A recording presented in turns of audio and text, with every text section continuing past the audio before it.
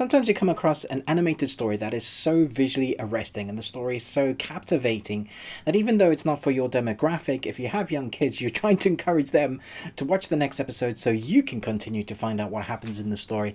This is one of those, Wolfboy and the Everything Factory. I'm going to talk about it, non-spoilers until we get to the end where I have my theories of what's going on, but for now it's non-spoiler. Let's get into it. From Hit Records Creates Together, Wolfboy and the Everything Factory follows Wolfboy, an imaginative oddball who discovers a strange realm at the center of the earth where fantastical beings called sprites create things for the natural world on the surface: clouds, trees, rabbits, dreams, hiccups, memories, time, everything. There are some animated series that would really just stick with you, that cross the boundaries of age demographics as well, as I mentioned earlier. There are some that just have such a delectable taste to them, like watching it visually is a feast for your eyes.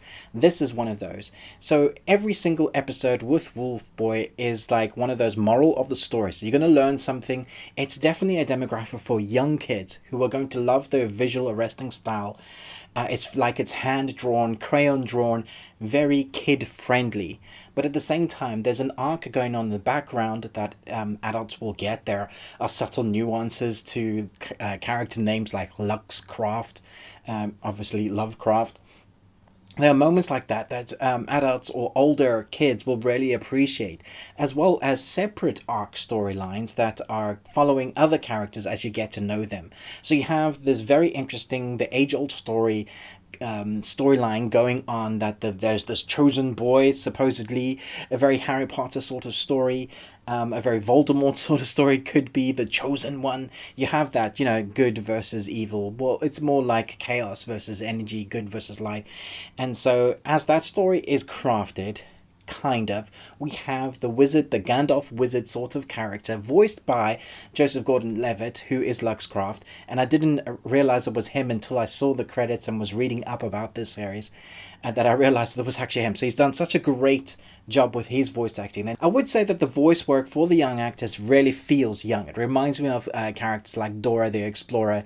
It definitely has that kiddiness, that childlikeness to it, which is right for what this animated series is. But like I said, as you start getting into the story, the meat of the arc, and you start seeing what is happening with the world around the boy, you want to know more about where everything comes from. What makes the factory tick? What's at the heart of it? Why is this boy, you have all these questions. Well, as an adult you do.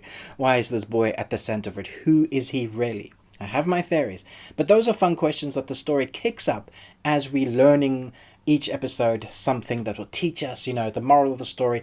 Don't let fear rule you is a big genre specific theme of the entire 10 episodes. They're around about 24 minutes. You can get through them very easily. I think as a family, you can totally watch this if you love watching animation series together. But if you're just a fan of animation in general, telling an interesting story that has a really good heart to it, it feels good to watch, but at the same time has you intrigued, and it's visually, stylistically different as well, from amazing creative minds, from those that were involved in Kung Fu Panda, obviously Hit Record, Joseph Gordon-Levitt. It has a creative background that is obviously from a creative mindset, from a creative background. If you know anything about Hit Record, that's all what it is about, it drawing in creatives together to create new stories, songs, anything that is creative.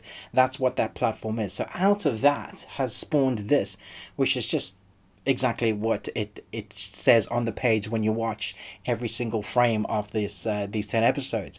It's just a delectable feast of creativity, wondrous imagination, interesting characters, just everything just kind of pops out. Just when you think you've seen everything that the show can show you, like in the imagination realm, it pops up something different in the next episode. Most of the episode takes you to a different part of the imagination realm. We do go back to Earth a couple of times, but there are these things that just keep popping up in the background, giving you a bit more of the arc, as well as just kind of allowing your eyes to try and seep in everything that's going on screen, because it's that visual.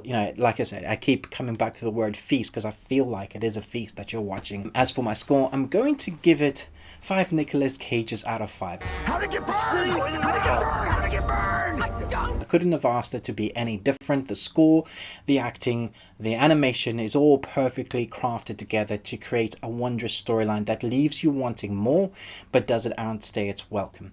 So let's talk about the ending. So during the series, you would have come across moments where the story about who the boy is, the prophecy surrounding him, I guess more to light. There's more about him than we know. So according to the wizard Luxcraft, this boy is the chosen one that can bring balance to the power and stop the chaos from spreading.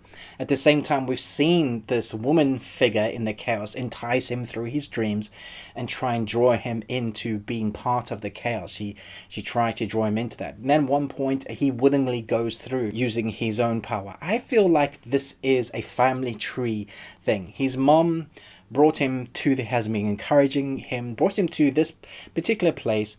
I feel like his mom knows more than it is. Almost could be like, who is the father? Because we don't know anything about the father yet, I don't think. And I feel like maybe he is half sprite, because he shouldn't be able to see sprites. So there's clues along the way. If you're human, you can't see sprites, but he can. So there's a family tree link there that I think is going to come into play. And it could be something to do with the chaos, which is why he is quite powerful. He is the chosen one. We'll see whether it's like Star Wars, where he does bring balance. I doubt they're going to go very dark with this, because obviously there's still that very young kid demographic. But I was still surprised at what they were, willing to deal with in the nightmare chaos positions. I'm hoping that they allow the imagination to continue to grow in the second story. I'm looking forward to where they take that. Let me know your comments below. Are you going to watch this just yourself or with your kids? What is your favorite animated story similar to this in style? There's a lot on Netflix that are pretty good. The Age of Wonder Beast is one of them. Dragon King is another one. Do chat to me in the comments below. Thanks so much for watching, but most of all, until next time, remember, live long on Tuesday.